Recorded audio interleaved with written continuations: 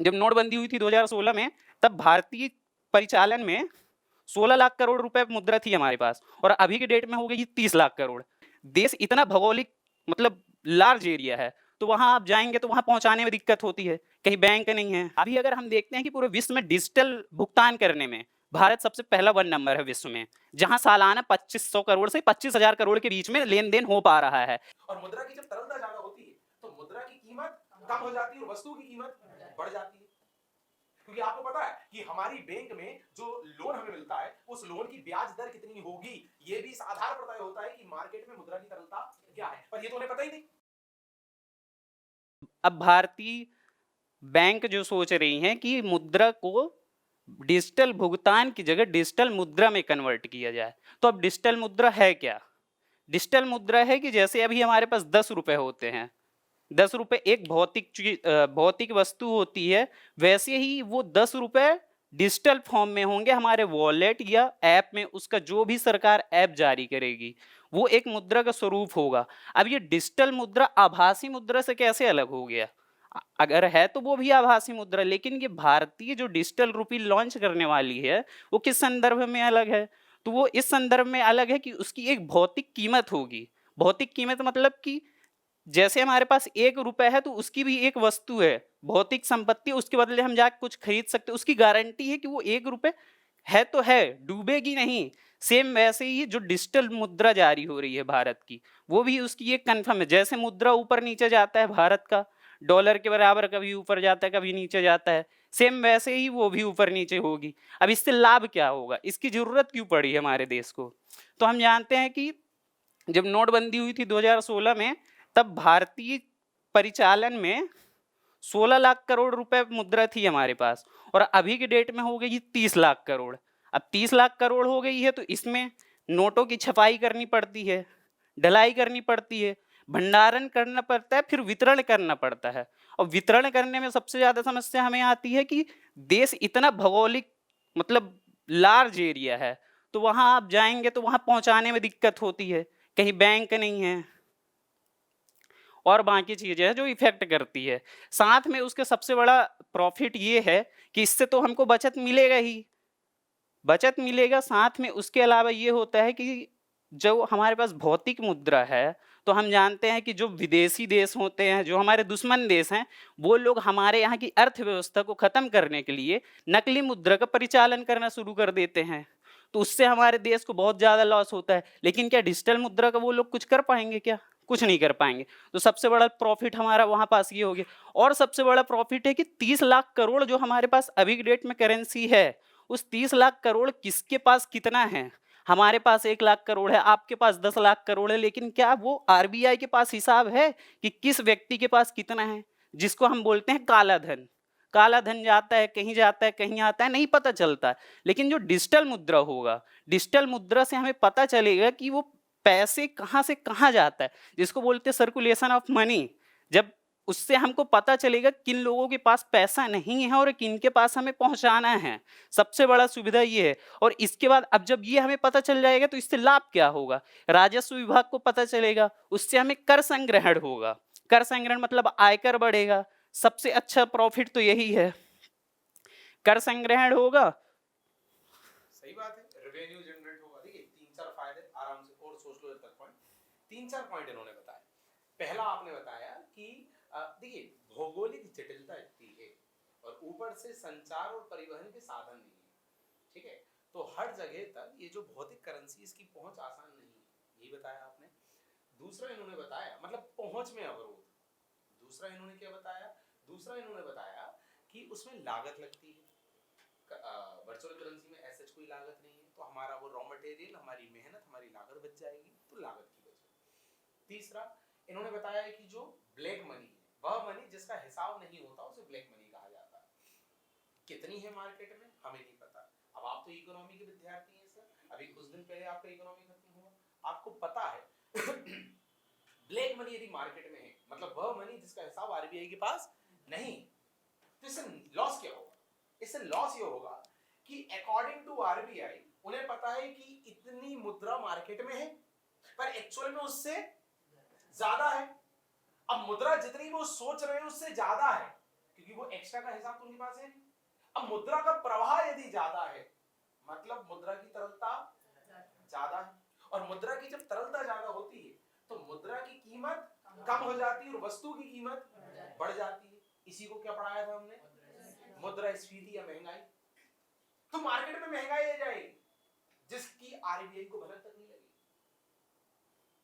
तो आरबीआई उसको कंट्रोल करने के लिए पहले से कोई मेजर कोई कदम नहीं उठा पाएगा। तो मुद्रा का प्रवाह या मुद्रा का नियमन मार्केट में क्या आरबीआई के नियंत्रण में होगा?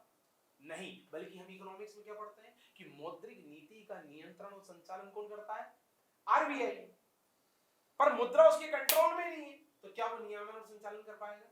क्या वो तय कर पाएगा कि हमारी बैंक अब कितने ब्याज पर ऋण दे, कितना सीआरआर रखूं, कितना एसएलआर रखूं, क्या मेजर अपनाऊं कि चीजें बैलेंस हो पाए? क्या वो भविष्य के निर्णय ले पाएगा?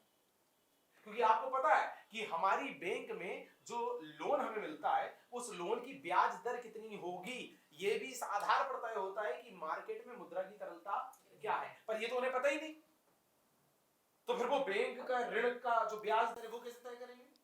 सीआरआर एसएलआर कितना रखना है ये कैसे तय करेंगे?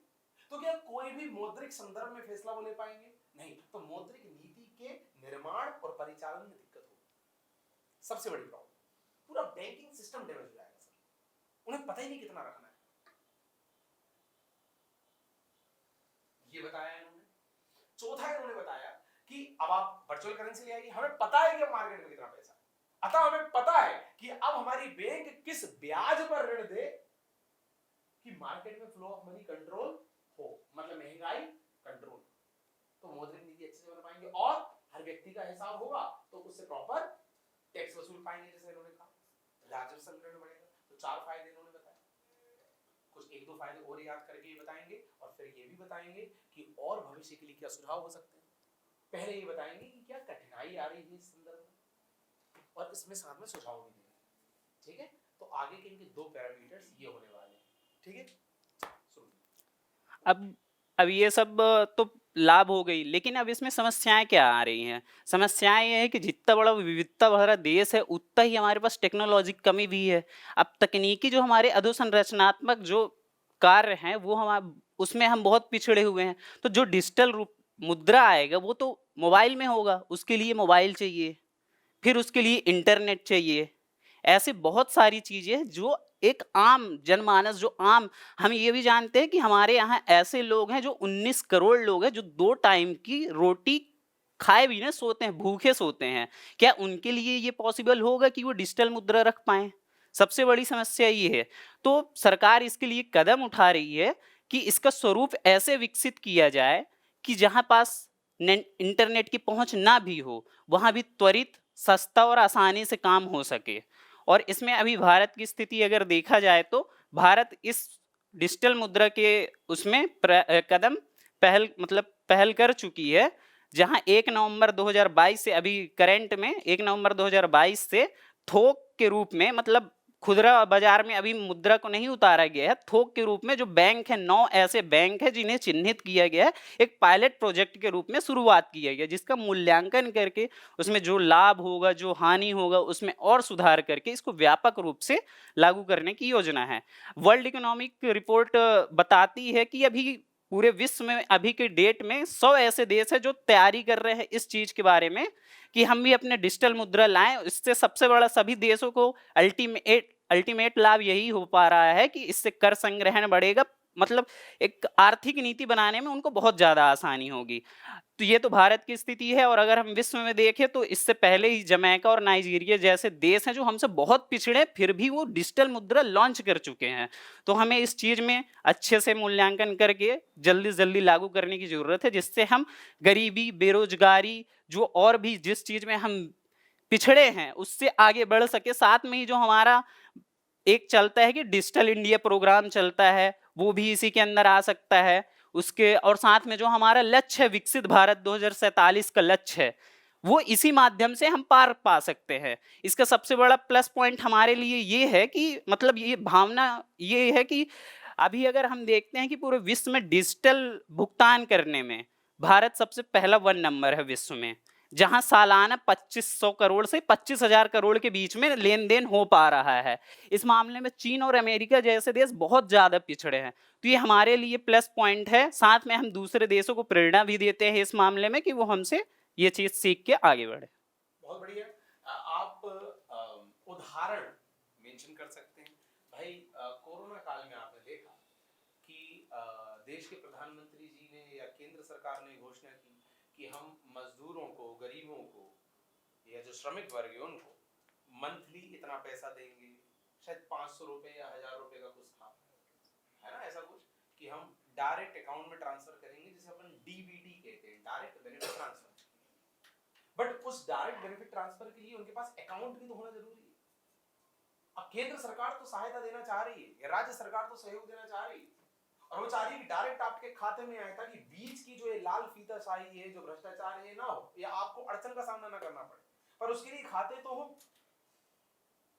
तो इसलिए तो देश के प्रधानमंत्री ने आह्वान किया था सभी से जन धन खाता खोलने के लिए, कि यार जीरो बैलेंस में ही खोल लो, पर खोल तो लो, ताकि तुम्हारी पहुंच तो उस बैंकिंग सिस्टम तक सुनिश्चित हो।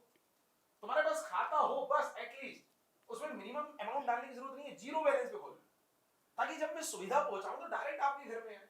बट आपने कोरोना काल में देखा ये सब संभव नहीं हो पाया। देखा था कि नहीं?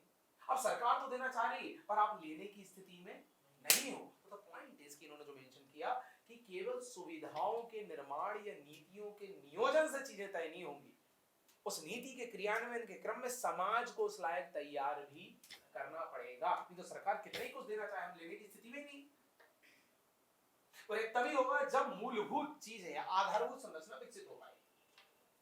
और इसके लिए सजेशन आप ये दे सकते हो कि जो समाज है उसके अंदर एक जो डर है, एक जो उपेक्षा का भाव है सिस्टम के प्रति, वो उपेक्षा के भाव को क्या करें, कम। क्यों? क्योंकि गरीब आदमी को आपने बोल दिया तुझे 500 रुपए भी जमा नहीं करना है खाते में, फिर भी उसने खाता नहीं खोला। क्यों? क्योंकि बैंक तक जाने में उसे डर लगता है, उसे वहां की भाषा समझ में नहीं आती, उससे वो औपचारिकताएं नहीं बनती कि फॉर्म भरो, ये करो, वो करो। तो वो औपचारिकताओं को सरल किया जाए, ताकि उसका और सिस्टम के बीच जो संपर्क है वो मजबूत हो, और ये जो कमियां हैं दूर हो। समाज पहले तैयार तो